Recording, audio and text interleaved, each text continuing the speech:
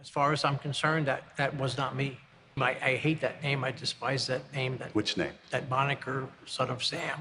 Welcome to Watch Mojo, and today we'll be discussing history's most heinous and troubling serial murderers.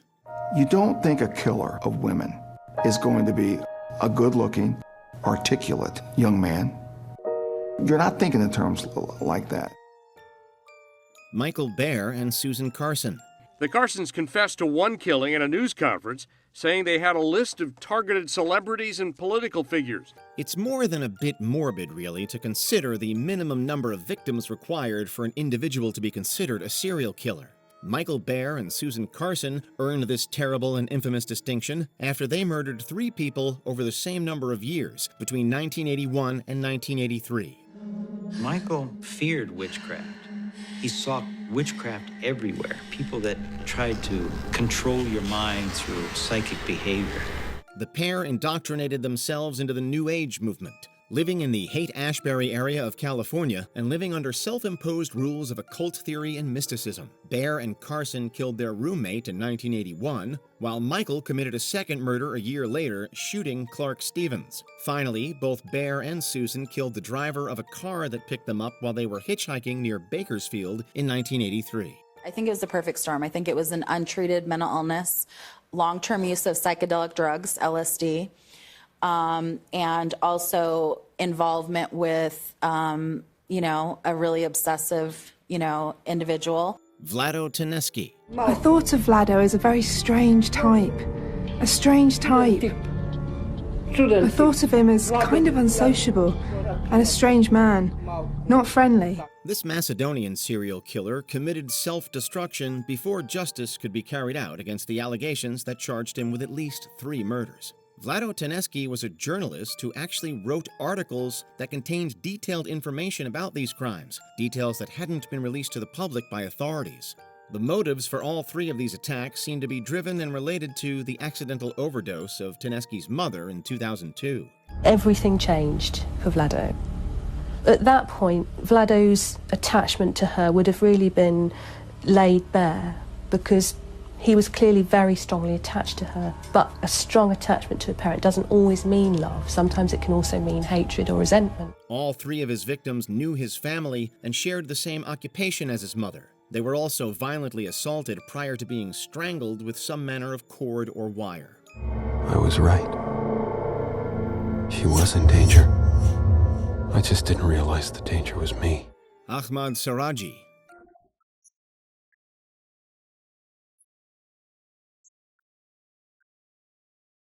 There was a disturbing ritualistic methodology to the murders committed by Ahmad Saraji between 1986 and 1997. A mystical quality whereby Saraji believed that by positioning the remains in a certain way, he could somehow gain metaphysical power by gazing at his victims. Saraji routinely kept the human remains buried in a similar fashion, keeping them in a field near his home. All of them had been women, and all were strangled with their heads above ground level, facing in the direction of Saraji's house.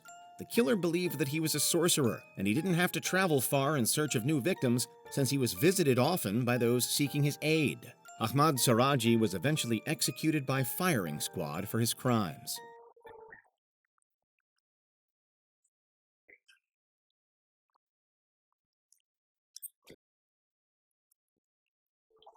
Nanny Doss. She was known colloquially as the Giggling Granny, a reputation earned by images such as Natalie Doss's infamous 1954 mugshot. Her story is a sinister one, a tale where that creepy smirk on Doss's face belies the legacy of her allegedly being responsible for at least 11 murders.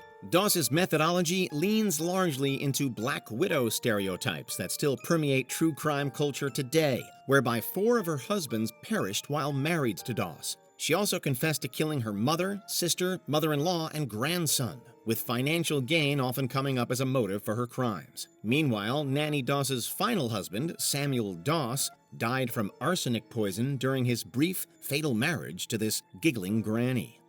You have to laugh to keep the deep darkies in a cave. William Bonin.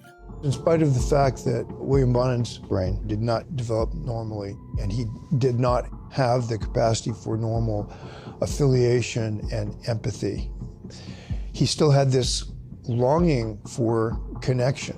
The story of serial killer William Bonin was just one that's been associated with the word freeway over the years, with Bonin earning the nicknames of the Freeway Strangler and the Freeway Killer. Bonin's early home life was troubled, while his teenage years didn't fare much better. Years of trauma and abuse eventually spilled into a killing spree that left Bonin with 14 convicted homicides. Bodies are discovered in Ventura County, even up in Kern County. We know there was one from San Bernardino County and many of them from LA County, and eventually some from Orange County. Although a potential 36-plus victims have been attributed to his roadside rages. William Bonin was eventually executed by lethal injection after indulging in a somewhat famous last meal of 3 packs of Coca-Cola, 2 large pepperoni and sausage pizzas, and 3 pints of coffee ice cream for dessert. His execution was scheduled for February the 23rd, 1996. David McVicker was a witness. Now I will also be able to visualize him being dead. John Aled Muhammad and John Lee Malvo. Somebody was saying something about it's got to be 2 guys working as a team. One is the spotter and one is the shooter. So then I knew that Lee was with him.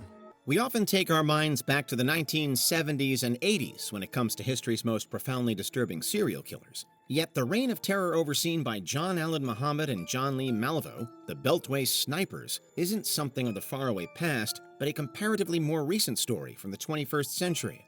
I heard them actually break the window out. Within a couple minutes we heard, we've got the suspects, they're handcuffed, they're under control.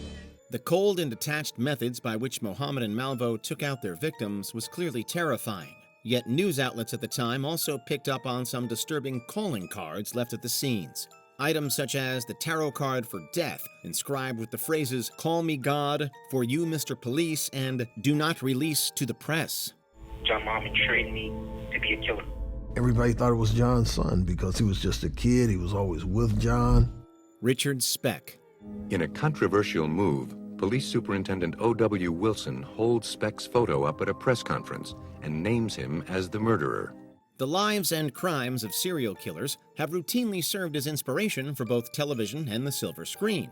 There's absolutely nothing glamorous about 1976's Born from Hell, however, a film that loosely adapts the shocking murders of 8 Chicago-area student nurses by Richard Speck in 1966. The film, which was also released under the title Naked Massacre, captures the troubling depravity that characterized Speck's life and crimes, a gritty grindhouse affair that ties into Speck's legacy as one of America's most morally bankrupt mass murderers. Our Father who art in heaven, hallowed be thy name.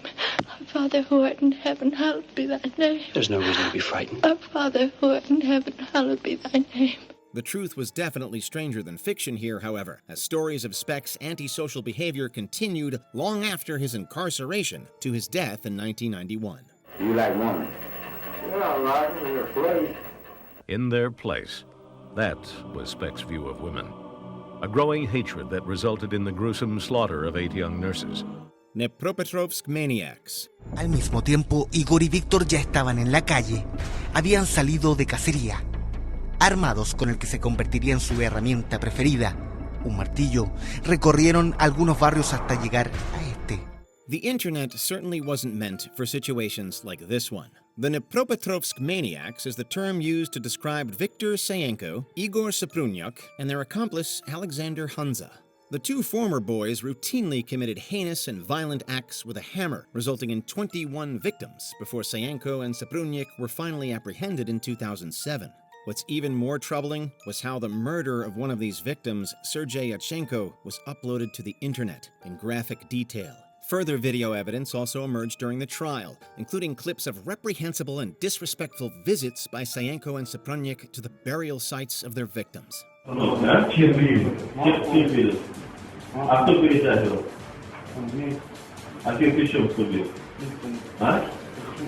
Elizabeth Bathory. Born in 1560, Elizabeth Bathory was one of 4 children and a member of one of the most powerful families in what was then the Kingdom of Hungary.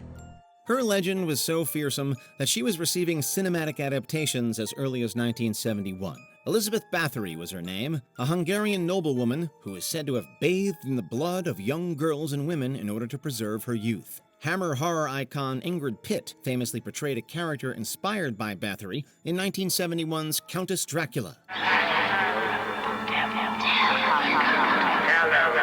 Countess Dracula. While metal bands such as Venom and, yes, Bathory have composed songs dedicated to her infamous memory. This is a situation where historians debate how much truth lies within the events that allegedly took place between 1590 and 1610. Was Elizabeth Bathory framed, a victim of a political smear campaign designed to remove her from power, or was she truly a blood countess? You decide. The countess drank her victim's blood.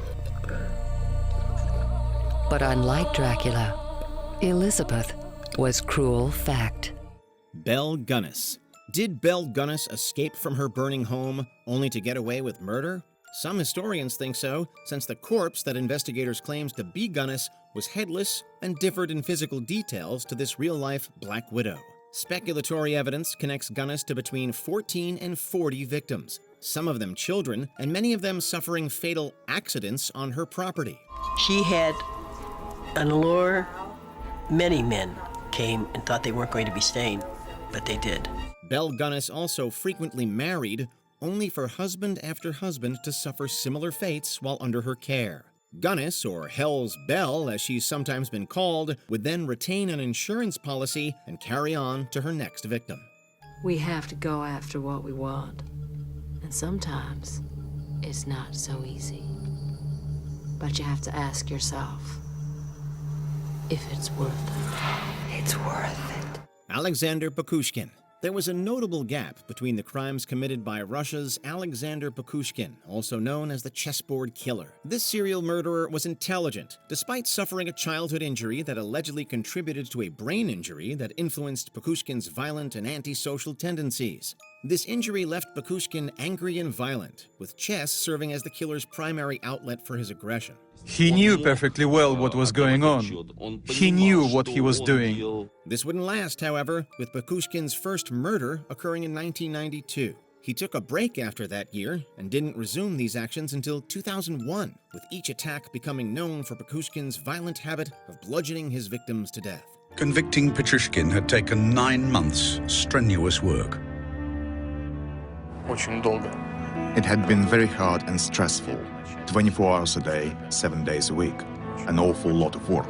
Angel Resendez. My victim was approximately 50 yards from the railroad tracks. He entered through a window. He chose a weapon of opportunity in the home to commit the murder with, and he beat her to death. There was only one victim of Angel Resendez's violent assaults that lived long enough to tell the tale of their encounter with the railroad killer. Holly Dawn Pendleton was walking along a set of railroad tracks with her boyfriend Christopher Mayer when they were attacked by Resendez.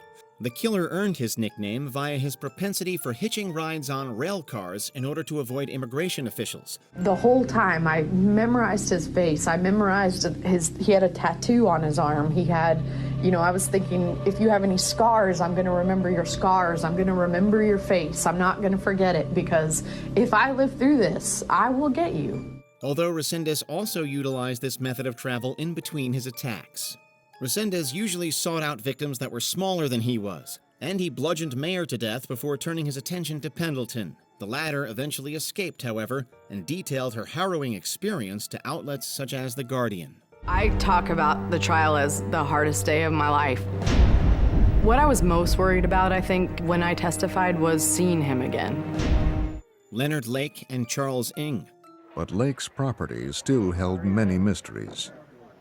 Agents feared they would never know the complete story of the Calaveras County murders unless they found Charles Ng.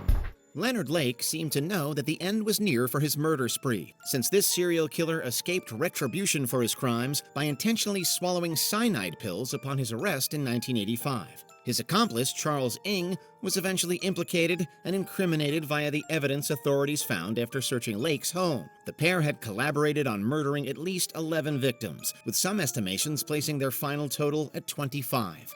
Although they eventually linked 25 missing people to Lake's property, they only had enough evidence to charge Charles Ng with 12 counts of murder. Lake and Ng utilized a remote cabin to commit many of their murders, while both were also military veterans with varying degrees of trauma after their time in the service. The pair also filmed some of their attacks, leaving gruesome snuff videotapes in their wake. Only once Charles Ng comes to trial, and only if he decides to be more cooperative than he has hitherto, will some semblance of the full truth ever emerge about the crimes which were committed in the hills outside San Francisco. Robert Pickton. And I thought to myself, you know, he fits perfectly the description of a serial killer. There's been a lot of retroactive discussion among true crime enthusiasts when it comes to the failures and shortcomings of police investigations. Personal bias often comes up as a reason why the screams from so many victims of serial killers, such as Canada's Robert Pickton, historically go unheard. Pickton's focus on sex workers plays into the larger narrative of marginalized peoples not being considered as valid reasons for intense investigation, based upon either their occupation or ethnicity. Yesterday, charges against Pickton related to the murders of 20 other women were stayed, and as a result, the publication ban is now lifted. Pickton was convicted of taking 6 lives, but confessed to nearly 50, a potential 50 voices that were forever silenced, perhaps needlessly so, due to stunted or hamstring police work. He had bragged to an undercover police officer he had killed 49 women. Those families are reliving that now, and they're the ones who should be remembered. Joel Rifkin. During the night of the arrest, when you guys spoke to him, how did his confession go? Well, he's pretty matter of fact. I always got the sense that he just was getting something off his chest because he was caught, and he was like, you know, why bother anymore? Why do so many serial killers focus their malevolent energies upon those working in the sex trade? Is the oldest profession a victim of demonization, or do serial killers such as Joel Rifkin escape the hands of justice due to his victims' relative anonymity? It's tough to say, but Rifkin intentionally targeted these individuals during his ruthless killing spree. Rifkin painstakingly covered up his crimes in threes. He researched past crimes for details. Water is harder to investigate than land because it washes everything. Interestingly, his final victim actually had ties to the punk rock scene, since Tiffany Bresciani's boyfriend, Dave Rubenstein, was the former singer of the influential group Reagan Youth. It was through Rubenstein's direct action in following up Bresciani's disappearance that allowed for Joel Rifkin to finally be captured. What I have done can never be forgiven, but I ask you to believe me when I tell you that I will never understand the part of me that caused me to do these terrible things to your children. Richard Chase. On the 23rd of January 1978, Chase struck again. This time it was no simple drive-by shooting. The story of Richard Chase sounds like something out of a horror movie. He was dubbed the Vampire of Sacramento due to Chase's propensity for consuming the blood of his victims. The cannibal killer was also a necrophile who continued to debase the remains of his victims after their demise. Chase's youth was marked by bouts of antisocial behavior and mental health emergencies to the point where he was institutionalized in 1973. Meanwhile, the aftermath of his actual murders were gory and beyond disturbing, and Chase's legacy became forever linked with this disgusting lack of empathy or respect for human life. No human being is immune to the genetic background that they bring and the environmental issues that work on them. Rodney Alcala. Hey. You told me your number? I just gave it to you. Yeah, no, I know. I just want to make sure I have the right one. You know, sometimes the 4s, they kind of look like 9s. It isn't every day where pop culture adjacent footage becomes so infamously connected with a serial killer. Yet again, not every serial killer appears on The Dating Game. Yet this is how we seem to best remember Rodney Alcala, the killer with 8 confirmed victims and connection to around 130 other murders back in the late 60s and into the 70s. Bachelor number 1.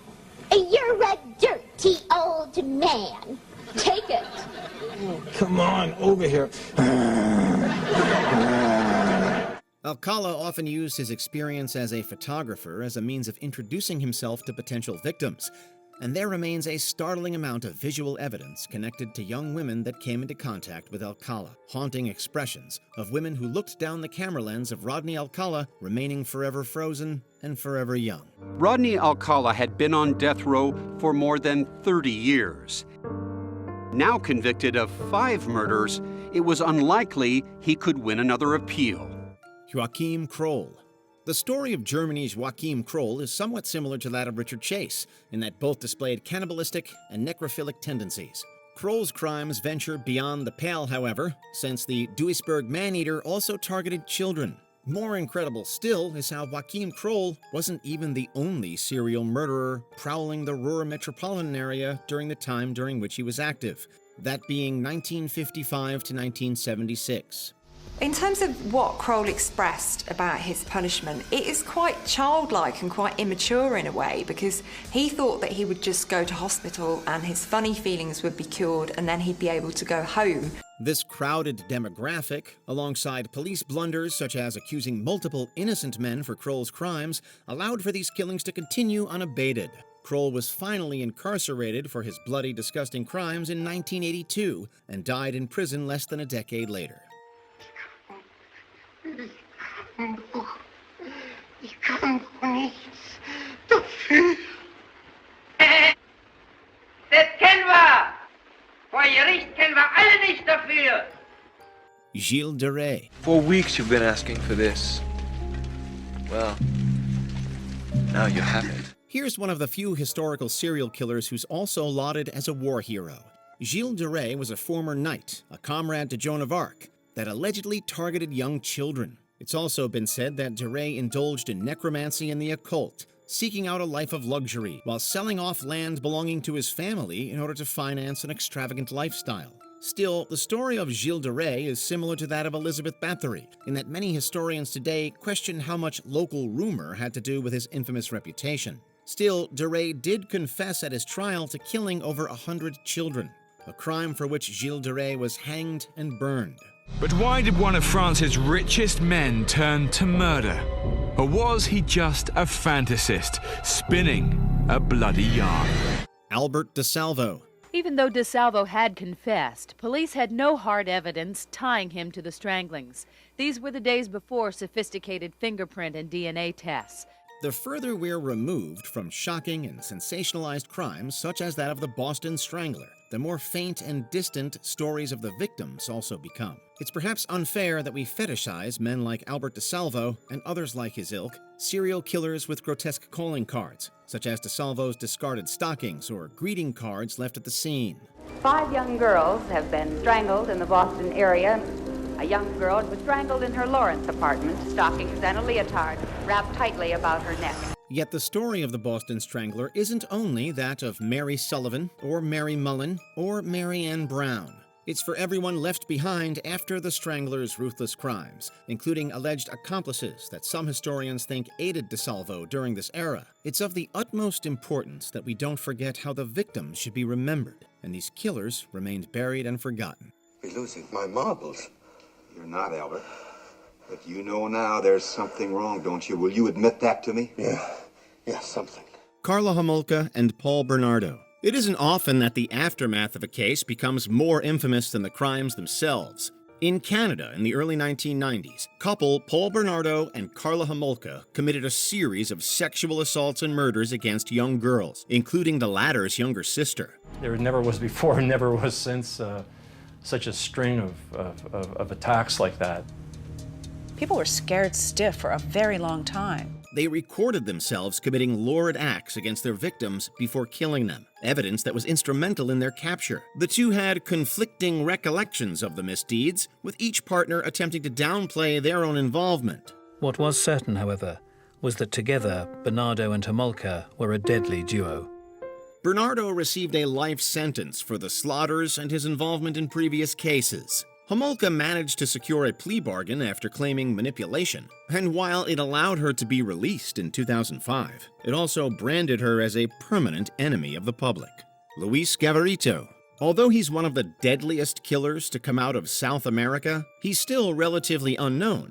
Committing his crimes in various regions of Colombia, South America in the 1990s, he eluded Colombia's authorities for 9 long years. Often referred to as La Bestia, Colombian Luis Gavarito was found to have been guilty of the violent assault and murder of almost 200 children throughout the 1990s. His horrific crimes spanned across multiple countries and methods, with many being purely sexual in nature. The extent of his vile behavior, which often included mutilation and dismemberment, led to an initial sentence of more than 1,800 years, but it was eventually reduced to 22 years. Garavito defended himself by saying that in every instance, he had been possessed by a malignant spirit. His lenient punishment ultimately led to the maximum sentence being extended in Colombia. And although he could have been eligible for parole in 2023, he died before that happened. Ian Brady and Myra Hindley. Although their butchery took place 60 years ago, they're still considered some of the worst people to come out of the United Kingdom. Brady and Hindley and the Moors murder killings, one of the landmark cases of the 20th century. Working as a unit, they took the lives of several children while attempting to commit what they referred to as the perfect murder. The attacks were sexual and violent in nature, with some victims being subjected to intense humiliation before their deaths. After they were captured in 1965, Hindley insisted upon her innocence for years, all while being branded as one of the most evil women in the country. She, in particular, ended up becoming a notorious figure, and even her own mother advocated that she stay in prison. He, in many ways, escaped some of the disgust that the public should feel for him because he was accompanied by a woman, and I'm not sure that he got his fair share of public hatred. Lawrence Bittaker and Roy Norris. Though their crimes only spanned 5 months, the evidence they left behind will send chills down anyone's spine.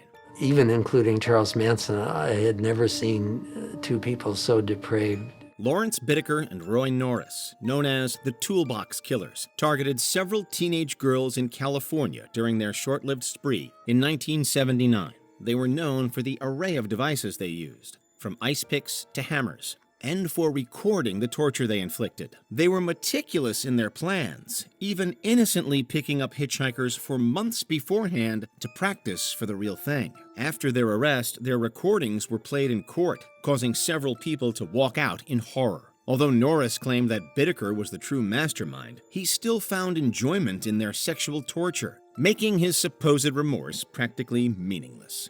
They were evil. They were just pure evil.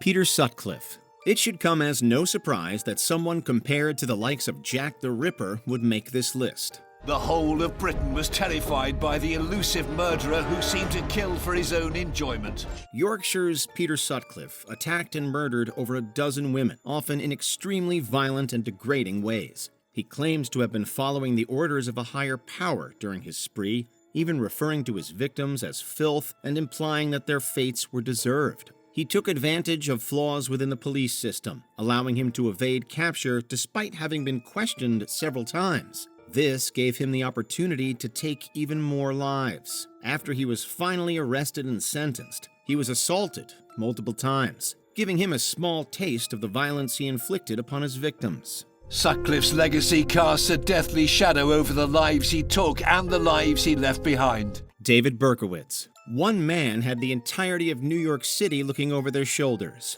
And it's something that we all have to worry about. What is your wife saying? She wouldn't even come out tonight. While his methods weren't as intricate as others, David Berkowitz was still able to take the lives of 6 people in the 1970s. He even mocked the police with letters as they struggled to identify him.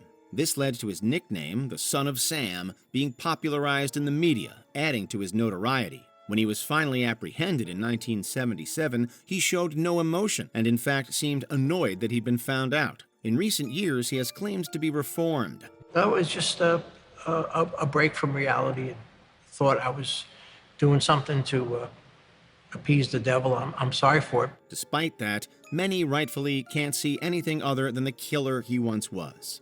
Eileen Wuornos.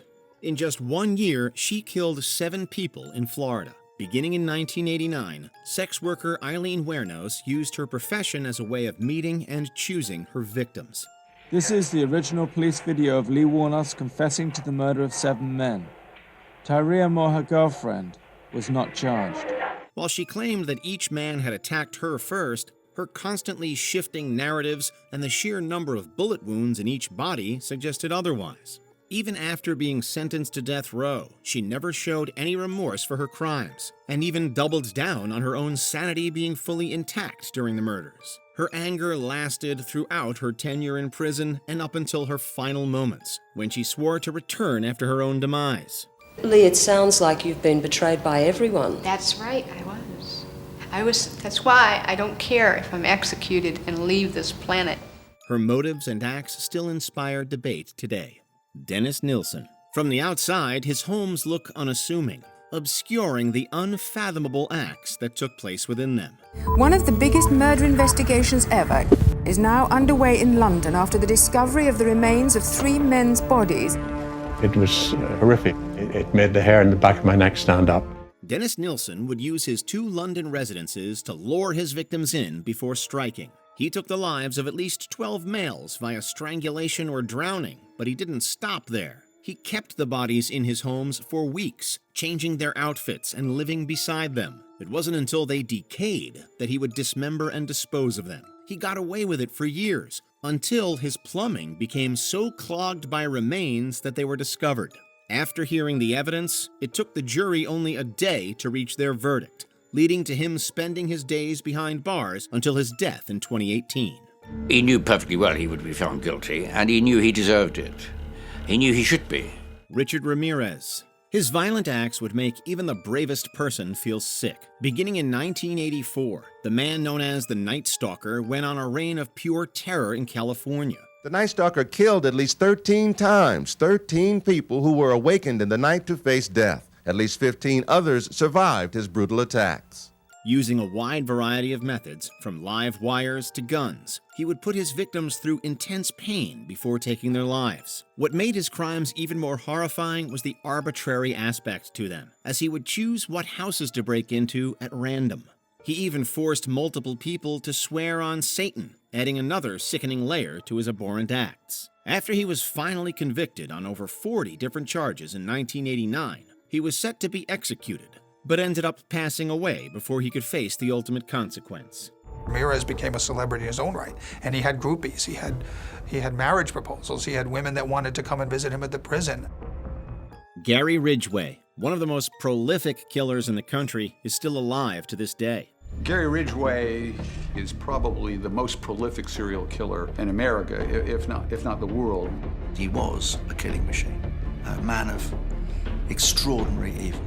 Known simply as the Green River Killer, Gary Ridgway took the lives of at least 4 dozen women throughout the 1980s and 90s. His violent streak began as a child and only continued to spiral well into adulthood. He strangled each victim, but the evil didn't stop there. He would even return to some of the corpses after the act and abuse them in death. It wasn't until 2001 that he was finally caught and sentenced, where a plea deal saved him from being executed. With his victims still being identified as recently as 2023, the full extent of his violence may never be fully revealed. We now know she was killed by Gary Ridgway. I spoke with her family on the phone today. They say they appreciate that they now have closure, but they say it's heartbreaking knowing Ridgway is still alive while their loved one is dead. Dennis Rader.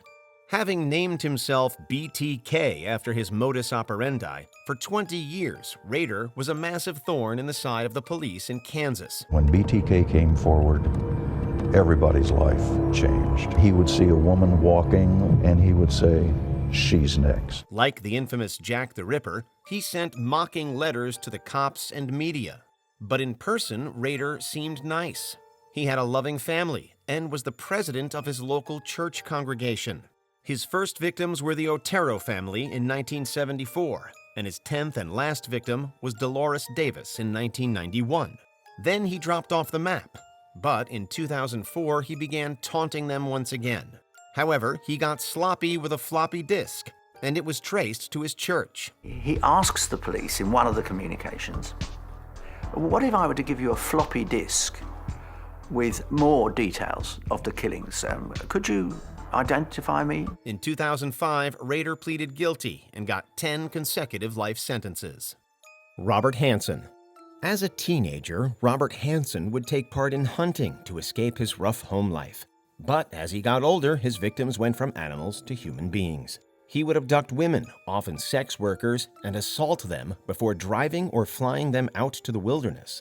Here was where he would hunt them down like prey, toying with their lives.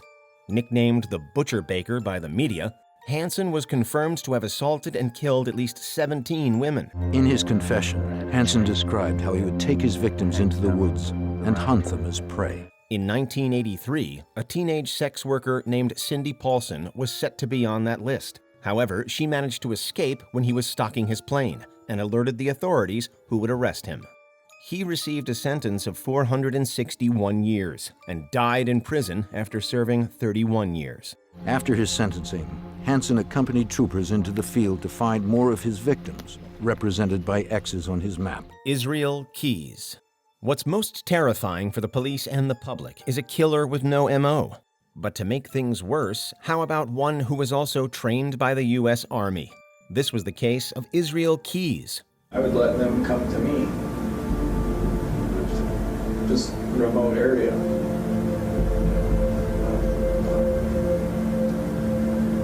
Come go to a remote area that's not anywhere near where you live, but that other people go to as well. Across the country, Keyes had set up kill kits, which gave him access to equipment wherever he decided to attack someone. After he killed 18-year-old Samantha Koenig, the FBI was able to track his bank account use and make an arrest following the demand for a ransom. Police arrested 34-year-old Israel Keyes 4,000 miles away in Texas. Once he was in custody, however, it was discovered that Keyes was responsible for the murder of multiple victims. We did spend a fair amount of time talking about his crimes and his offenses as well, and those times were definitely very chilling to hear him talk about what he's done. Before he faced trial in 2012, Keyes took his own life, and taking with him information that might have been used to solve other crimes. Marcel Petiot. With France under German occupation in the 1940s, Marcel Petiot, a doctor, preyed on those attempting to escape persecution. Later claiming he was working for the resistance, even though there was no evidence, Petiot set up a fake escape route under the name Dr. Eugène. In the midst of the German occupation during World War II, Petiot is considered a hero for operating a secret escape route for Jewish people attempting to leave Paris. He gave those running a fake vaccine containing cyanide before stealing their valuables and disposing of their bodies. 23 remains were discovered, but Petiot's lifetime victim count is suspected to be as high as 60, if not higher. In 1946, Petiot was executed by guillotine, which was still the country's method of capital punishment at the time. His last words? "Gentlemen, I ask you not to look. This will not be very pretty." Karl Denke. Born in modern-day Poland in 1860, Karl Denke appeared to be a beloved member of his community. After all, they nicknamed him Papa, as he let homeless people live in his house for free and volunteered at his local church for a time. But away from prying eyes, he held a very dark secret. In 1924, a badly injured Vincenz Olivier alerted townsfolk that he was attacked by Denke.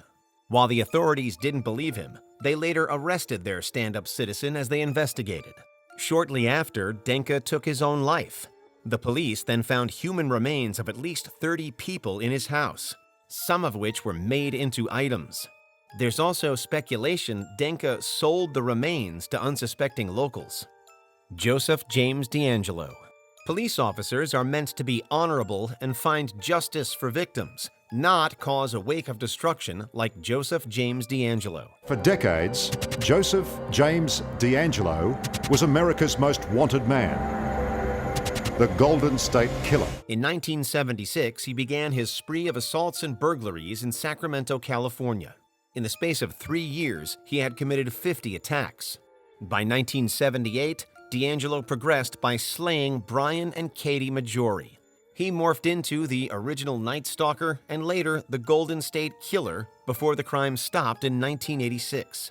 Then, in 2018, the police used genetic genealogy from the DNA found at D'Angelo's crimes to trace it back to him. The search takes anywhere from 24 to 48 hours. Within a day, I had the list of potential relatives to the Golden State Killer. In 2020, amongst several charges, he pled guilty to 13 murders as part of a deal to avoid capital punishment and got a life sentence. But tonight, the Golden State Killer muttering this apology to his victims. And I'm really sorry. Moments later, Joe D'Angelo was sentenced to life without parole. Dean Corll. After leaving the Army in 1965, Dean Corll returned to Houston, Texas to work in the family candy business.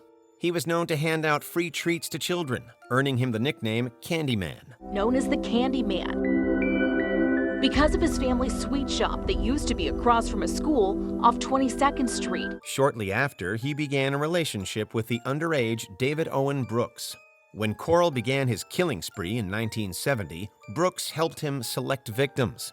Corll then got Elmer Wayne Henley involved too. In 1973, after slaying 28 people, Corll decided to take out Henley along with 2 other victims. The teenager managed to convince Corll that he was on his side. But when the opportunity arose, Henley fatally shot his former mentor. Both Brooks and Henley received multiple life sentences. David Parker Ray. Sometimes killers go that extra terrifying mile with their modus operandi. David Parker Ray modified a trailer that would be labeled his toy box. The trailer was soundproofed and filled with instruments for his violence. He called it the Den of Satan. He would abduct women, abuse them for months in the trailer, and presumably eventually end their lives, sometimes with accomplices, one of them being his girlfriend, Cynthia Hendy.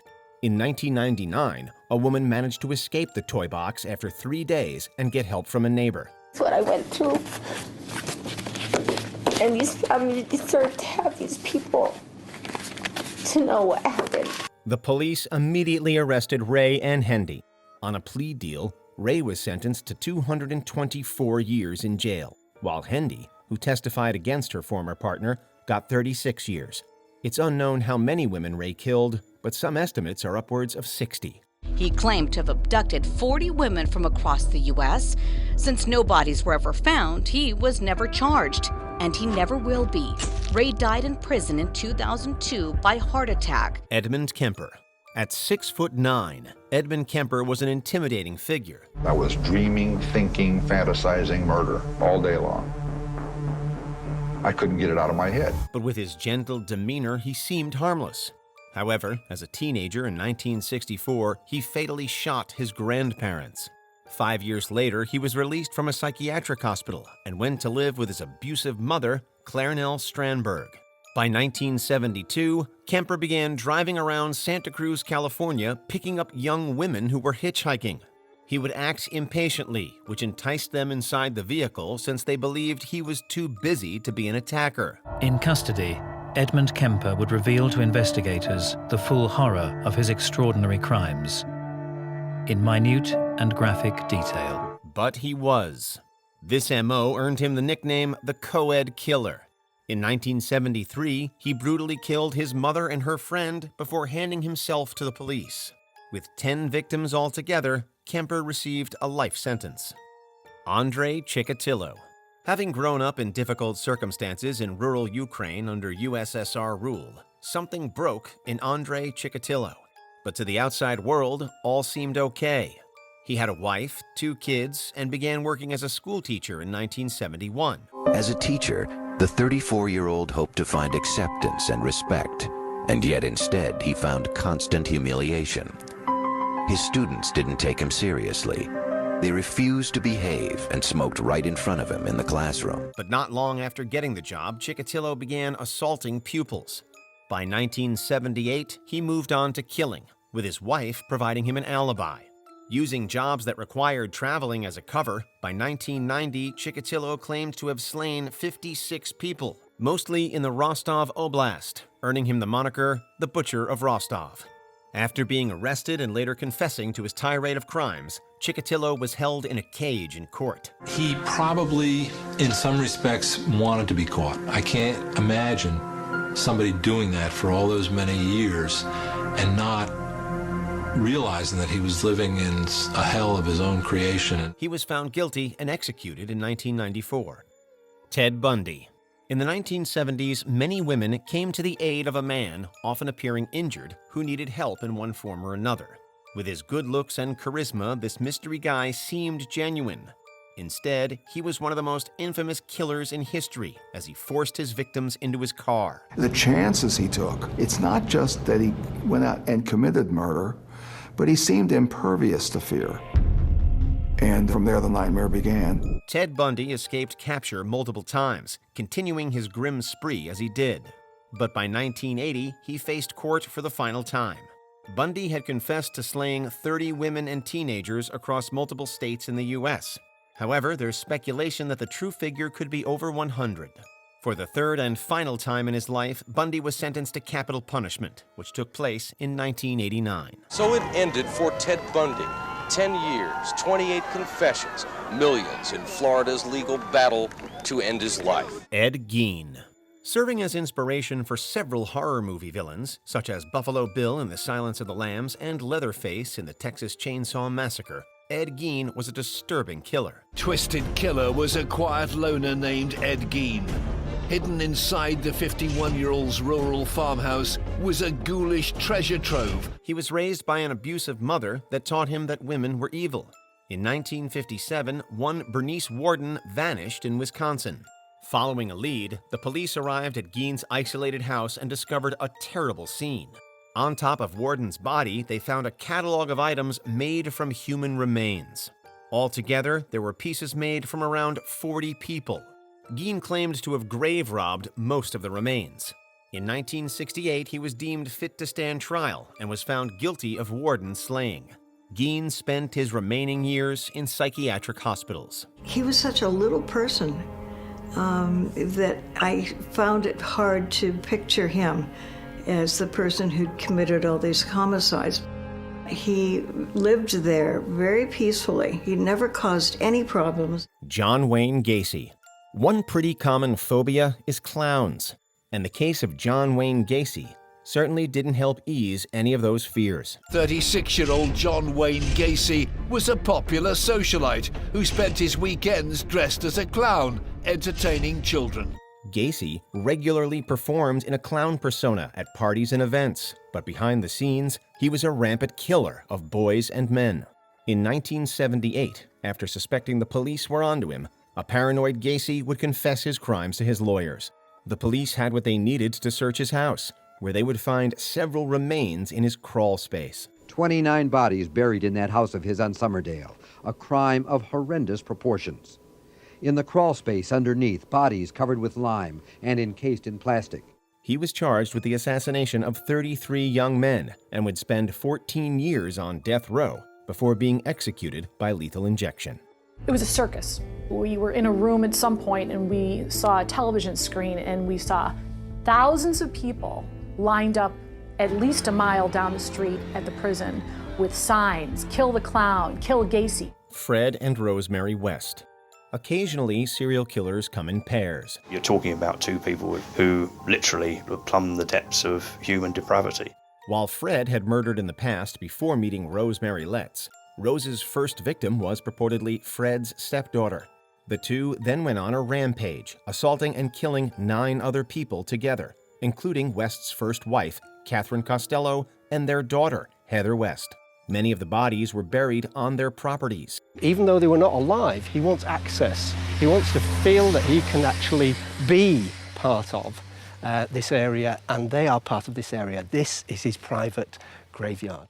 After investigating assault charges against the couple, the police found evidence of the violence. Although officially charged with 12 killings altogether, that number is estimated to be higher.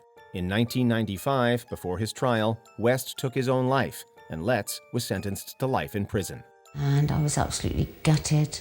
I wanted him to pay the proper price. And he just took his own way out and had his own way about what happened to him. He was in control right to the end. Jeffrey Dahmer. From his late teens, Jeffrey Dahmer began a horrific killing spree. His victims were all men or boys, and many of his later crimes involved unspeakable acts to the bodies. Jeffrey Dahmer was responsible for killing more than a dozen people. The majority of those murders happened in an apartment near the Marquette campus. In 1991, Dahmer enticed Tracy Edwards back to his apartment with the promise of beer and payment for photographs. However, Edwards realized something was wrong and managed to escape. After he flagged down police officers, Dahmer's apartment was investigated, and grim evidence was found, leading to Dahmer's arrest. His macabre 13-year crime spree finally ended when this man, Tracy Edwards, brought the police to the infamous apartment. Like the others, he had gone there with the promise of money. He was listening to my heart because at a point he told me he was going to eat my heart at that point. He was convicted of 15 murders and sentenced to life imprisonment. However, in 1994, he was fatally attacked by fellow inmate Christopher Scarver. There were a number of people who felt that Jeffrey Dahmer got exactly what he deserved. And I called his mother. She said, well, now everybody got what they want. The monster is dead. And then she said, he was my son. He was my boy. Albert Fish. Nearly 100 years ago, New York had a killer on the loose, nicknamed many things, including the Gray Man and even the Boogeyman. Honestly, it's not too far off. Albert Fish was a disturbed individual who targeted children. While we can't exactly list off the crimes toward them, just know they're terrible. To make things even more disturbing, the unhinged Fish sent the mother of one of his victims a letter describing what he did. 10 years after Fish began his acts, he was captured in 1934 after witnesses claimed to have seen him with missing children. Fish would admit to the murders, but would also claim he had over 100 victims. At his trial the following year, he was sentenced to execution, which was carried out in 1936. H. Holmes. Thought of as one of the U.S.'s first serial killers, Herman Webster Mudgett, better known as H. Holmes, dabbled in fraud in his early years to earn cash. Then he constructed what would be nicknamed the Murder Castle in Chicago, Illinois. It contained secret passageways and trap doors that allowed Holmes to slay privately and dispose of the evidence in the basement's furnace. But what Holmes has done is to create really a killing machine, a factory. He would usually entice women into the building and later opened it up like a hotel. In 1894, Holmes was arrested for a different crime before his killing was discovered. He confessed to 27 victims, but loftier speculations have the number over 200. In 1896, Holmes was executed for his grim crimes. You are cleansed and delivered. May God have mercy on your soul. As Holmes waits for his life to come to an end, he remains cool and composed. Samuel Little. In 2019, the FBI confirmed that they'd identified Samuel Little as the most prolific serial killer in U.S. history. After being convicted for slaying 3 people in 2014, the unsettling extent of his crimes began to leak out over the next few years. By 2018, Little had confessed to killing 93 women across the country. It's disturbing to listen to, but investigators want to hear it all and more. 79-year-old Samuel Little has confessed to 93 murders. That's more than were committed by Ted Bundy and Jeffrey Dahmer combined. Little provided the FBI with details on many of the cases from 1970 to 2005, and even drew the victims from memory to prove he was telling the truth. These are the portraits drawn by Samuel Little himself. They're the women he claims to have killed. They're so accurate that family members have recognized lost loved ones from them. Before he passed away in 2020, more than 60 of Little's confessions across at least 14 states had been confirmed by the authorities. Harold Shipman. Doctors are meant to be people we all trust. This makes the case of Harold Shipman especially chilling. He was a general practitioner in England who took people under his care only to end their lives. 5 of the 15 women he's been convicted of murdering died in his surgery. Normally, doctors have no such deaths. He signed 70% of his death certificates. Normally, it's no more than 30%. In 1998, one of his patients suddenly passed away, and a will, one that the family knew nothing about, gifted a lot of cash to Shipman. Police investigated the doctor and found evidence of forgery. He falsified computerized medical records. He entered false information on his victims' death certificates and lied to their families. Upon further examination, they found that many of his patients seemed to pass from overdoses of diamorphine. In 1999, Shipman was charged with the murder of 15 patients, many of whom were older women. He was sentenced to life in prison, and in the aftermath, there were thought to be as many as 250 victims. Now he's taken his own life. He was found in his prison cell at 6:20 a.m. Before we continue, be sure to subscribe to our channel and ring the bell to get notified about our latest videos. You have the option to be notified for occasional videos or all of them. If you're on your phone, make sure you go into Settings and switch on your notifications. Pedro Lopez. What's worse than a serial killer? Well, how about a known one authorities can't currently locate? Born in Colombia, Pedro Lopez was a serial murderer across South America and was nicknamed the Monster of the Andes. It seemed impossible that one man could have carried out so much violence. If Lopez was telling the truth, he'd rank among the most prolific serial killers in history. In 1980, after attempting to abduct someone, Lopez was arrested in Ecuador. He was soon charged with 110 homicides. However, Lopez reportedly confessed that his victims could total more than 300. Lopez, it seemed, hoped to gain a twisted kind of immortality. Esto queda en la historia, ¿sí o no? Si me van a pasar al pareón, yo estoy muy joven para morir. In 2006, the Guinness World Records actually named him the most prolific serial killer before it was taken down in bad taste. Unfortunately, Lopez was released for good behavior in 1998 and was declared sane. But as of 2002, after being linked to another murder, his whereabouts are unknown. He went back into the countryside he knew so well, to the killing ground where he had found so many victims. That was the last time anyone reported seeing Pedro Alonso Lopez. What do you think obsessed us with true crime? Are we bad people for harboring this fascination with the bleak and morbid? Let us know your thoughts in the comments. While in prison, Lopez underwent a psychological evaluation. It was determined that he was a sociopath.